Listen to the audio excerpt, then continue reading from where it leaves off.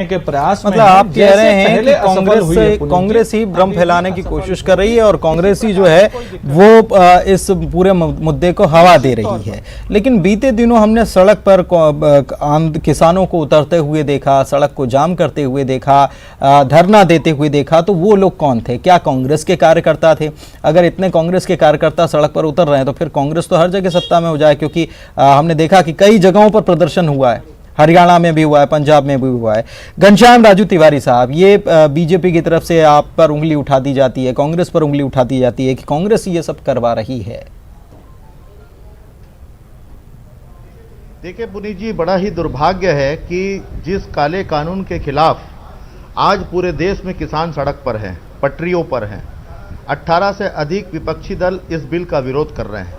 वह बिल जो संविधान की धज्जियां उड़ाकर जिस प्रकार से राज्यसभा में पारित किया गया, जहां मत विभाजन नहीं किया गया और न ही विपक्षियों को इसके लिए अवसर दिया गया कि इस बिल को पास करने के लिए किसी प्रकार की वोटिंग होती, ये पहला पार्ट है।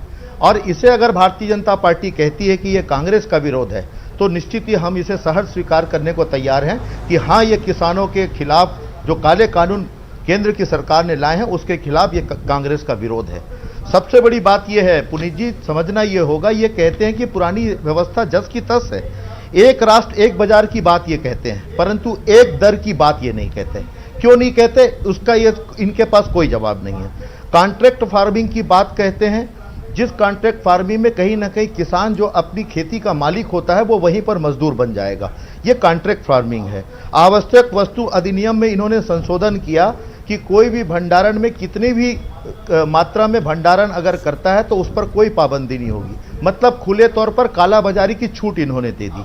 अब इतनी परिस्थितियों के बावजूद जिस बेबाकी से भारतीय जनता पार्टी लगातार टीवी चैनलों पर बैठकर इसे कांग्रेस का विरोध बताकर किसानों के साथ जो छलावा कर रही है, उसको देश का किसान देख रहा है। और सबसे बड़ी बात पुनीत जी, इनकी सहयोगी दल हरसिमरत कौर जो इनके साथ सहयोगी दल में मंत्री थी, उन्होंने इस बिल के खिलाफ में अपना इस्तीफा दिया है। वो तो कांग्रेस की नहीं है, वो तो आपके सहयोगी थी।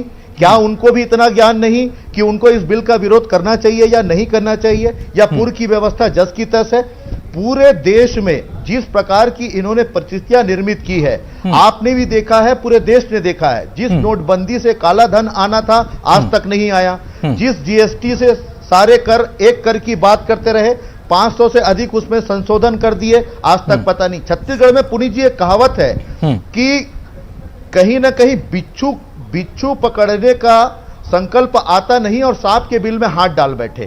तो कहीं ना कहीं भारतीय जनता पार्टी इस प्रकार का जो कृत्य करके पूरे देश के किसानों को गुमराह करने में लगी है, एक पूंजीपतियों को लाभ पहुंचाने का, बिचौलियों को लाभ पहुंचाने का, कालाबाजारी करने वालों को लाभ पहुंचाने का, ये जो प्रोपेगेंडा रच रही है, कांग्रेस इसका विरोध कर रही है और सड़क से लेकर सदन तक हम इसका विरोध करेंगे। सड़क से लेकर सदन तक विरोध करेंगे। संकेत ठाकुर किसान नेता भी हमारे साथ जुड़े हुए हैं, अमित जी, संकेत ठाकुर जी भी जुड़े हुए हैं, उनसे भी इस विषय को लेकर बात कर लेते हैं। क्या वो इसके पक्ष में हैं?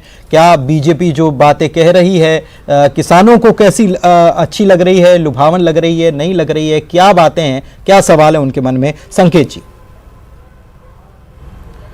देखिए पुनीत जी, ये बड़ा दुर्भाग्य कि केंद्र की सरकार जब जब कोई घोषणा करती है उसका प्रभाव हमेशा निगेटिव, उल्टा देखने को मिलता है। और छत्तीसगढ़ के संदर्भ में बात करूं तो 15 साल तक भारतीय जनता पार्टी की सरकार छत्तीसगढ़ में रही है और इन्होंने किसानों से वादा किया था कि 2100 रुपये